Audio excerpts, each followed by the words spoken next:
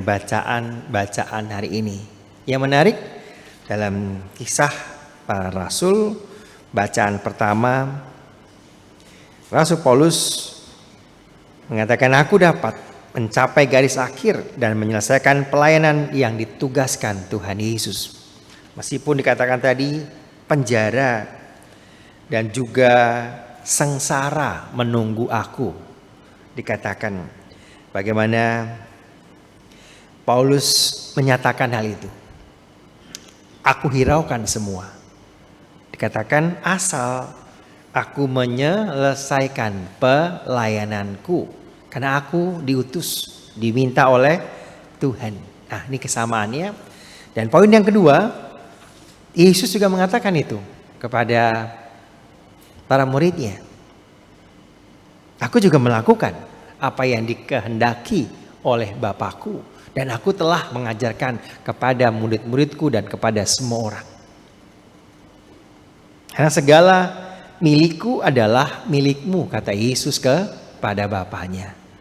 Teman-teman, Bapak, Ibu, Saudari, Saudara yang terkasih, bagaimana hal ini bisa kita akan gabungkan, kita satukan dengan tema kita, mau memperlihatkan Roh Kudus yang sungguh-sungguh meneguhkan, menguatkan kita semua di dalam kesejahteraan bersama.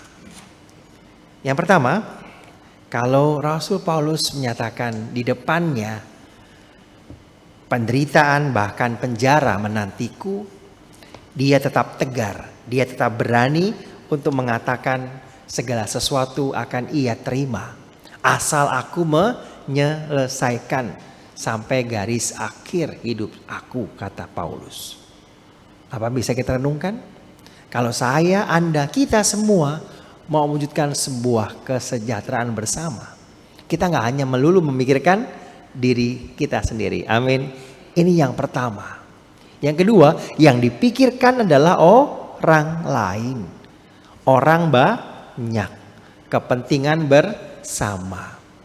Meskipun saya dicaci maki, gak bikin jalan umum lah, jalan nasional gak dibikin panjang-panjang misalnya, gak dibuat yang terbaik, selalu dapat masukan yang kurang baik, sudah selesaikan dengan baik. Sampai ada banyak orang yang mengatakan, saya melakukan itu bukan saya bisa terkenal, biar saya bisa dipuji, bisa viral, lagunya bisa banyak yang mendownload ataupun yang terkesan, barang dagangannya laris terjual, atau saya bisa naik pangkat, atau saya bisa berprestasi dengan setinggi-tingginya. Kalau orang melakukan sesuatu dengan tujuan ingin diriku itu ditinggikan, populer, sukses, kaya, berhasil, dan lain sebagainya, akan kecewa, akan sakit hati, akan gelisah ketika itu tidak bisa diterimanya. Udah berjuang, udah latihan macam-macam, kok saya nggak juara ya? Karena tujuannya cepat juara, bukan memberikan yang terbaik, melakukan dengan setulus-tulusnya, membuat lagu dengan seindah-indahnya, tanpa harus berpikir, wah pasti lagu gue akan hit nih, nanti dagangan gue pasti laku nih, yang aku lakukan saya pasti terkenal nih, saya bikin konten ini pasti banyak yang melihat dan sebagainya. Kalau hanya berpikir seperti itu, kita nggak mau melihat sesuatu yang jelek dalam diri kita. Memang. Tapi ternyata kehendak Tuhan berbeda dengan kehendak kita.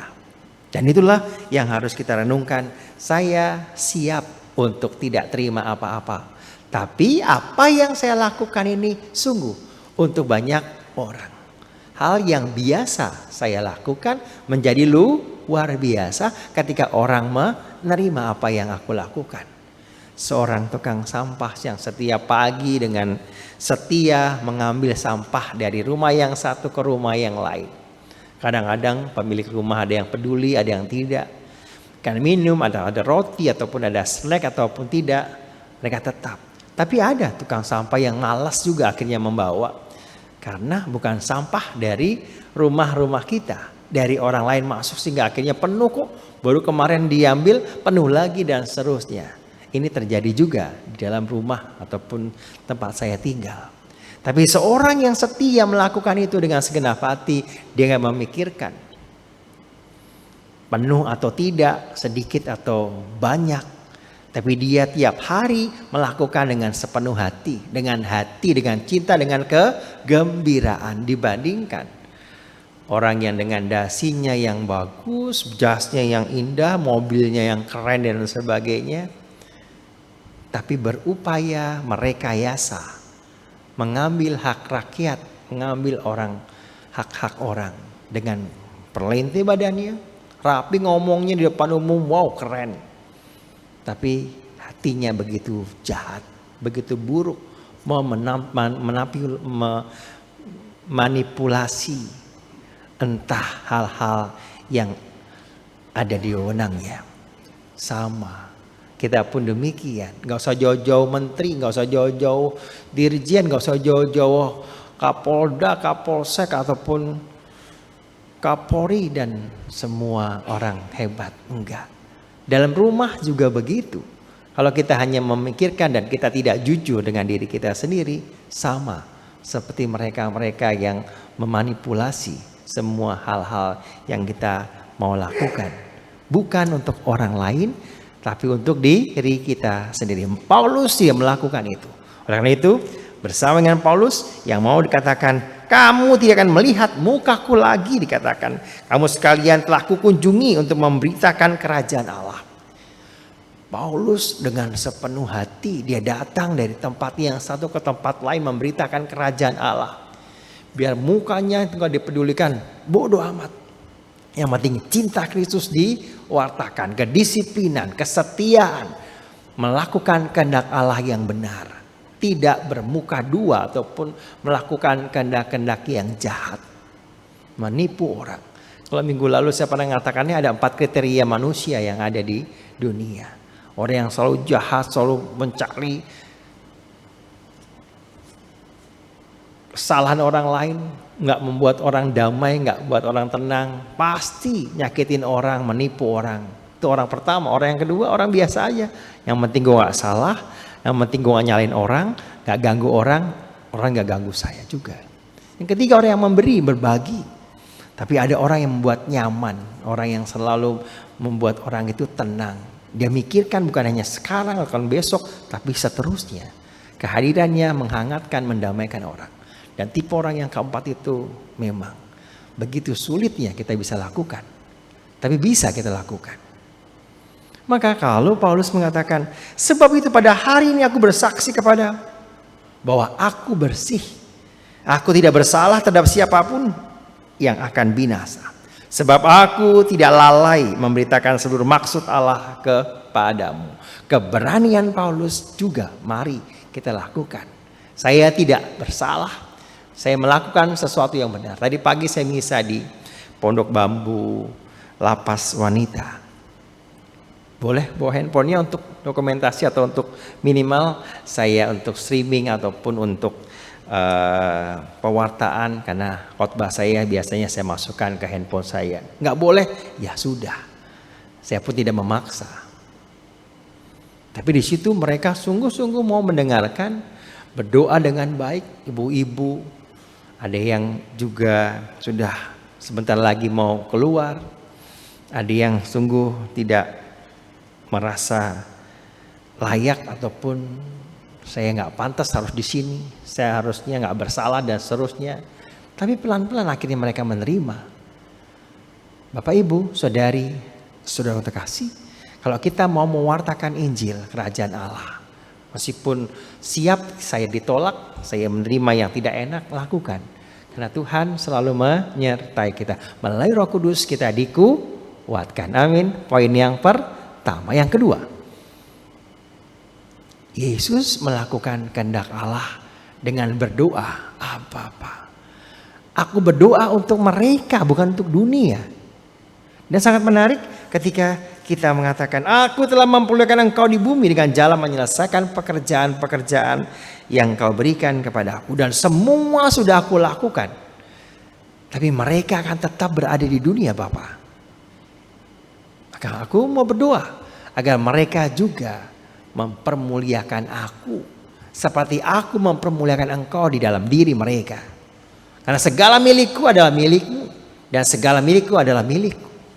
Bapa, aku mau agar di tempat mereka berada, juga aku berada. Di tempat aku berada, mereka berada. Yesus sungguh mencintai umatnya, kita semua, tanpa memikirkan dirinya. Maka hal yang bersama-sama kita renungkan hari ini, Ia akan memberikan roh penolong. Dia gak mau meninggalkan kita sebagai yatim piatu. Tapi para murid seringkali tidak menyadari kebaikan cinta Yesus, perjuangan penyelamatan, dan juga pengorbanan Tuhan kepada kita semua. Tapi akhirnya mereka, para murid juga akhirnya menyadari setelah Roh Kudus turun atas mereka, yang nanti hari Minggu kita rayakan, barulah mereka berani keluar dari dirinya, mewartakan Kristus yang bangkit. Dan akhirnya dengan bantuan Roh Kudus itu kita diberi kekuatan, kemampuan untuk bersaksi. Dan segala sesuatu yang kita lakukan hanya semata-mata Kristuslah yang hadir dalam diri, rohnya yang menjadi penolong kita. Aku telah menyatakan namamu kepada semua orang yang engkau berikan kepadaku dari dunia. Mereka itu milikmu dan engkau telah memberikan mereka kepadaku. Tanggung jawab Yesus yang diberikan Allah kepadanya, mau kita juga teruskan. Kalau Anda bertanggung jawab pada orang tua Anda sekarang yang masih hidup, lakukan dengan yang terbaik. Jika Anda punya tanggung jawab pada anak-anak yang dilahirkan dalam keluarga, dalam hubungan dengan suami atau istri Anda, lakukan dengan sebaik-baiknya. Jangan demi anak lah akhirnya ya sudah, saya menikah lagi demi anak lah katanya. Saya nggak bisa menyelesaikan, nggak bisa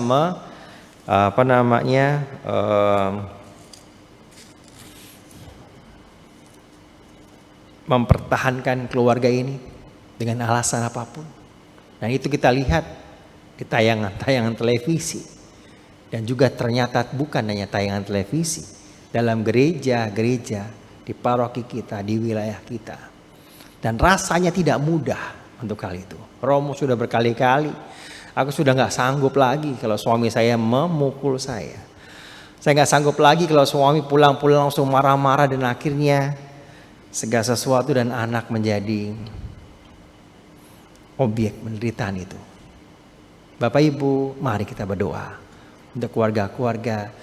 Karena di kantornya mungkin dengan relasi dengan teman-temannya, akhirnya seorang ayah begitu tega melakukan kepada istri dan anak-anaknya. Atau demi entah punya tas yang bagus dengan teman-teman ibu-ibu yang lain, dia meninggalkan anak-anak dan tanggung jawabnya. Untuk itu Bapak Ibu, saudari-saudara terkasih, mari kita punya tanggung jawab seperti Kristus bertanggung jawab penuh pada tugasnya.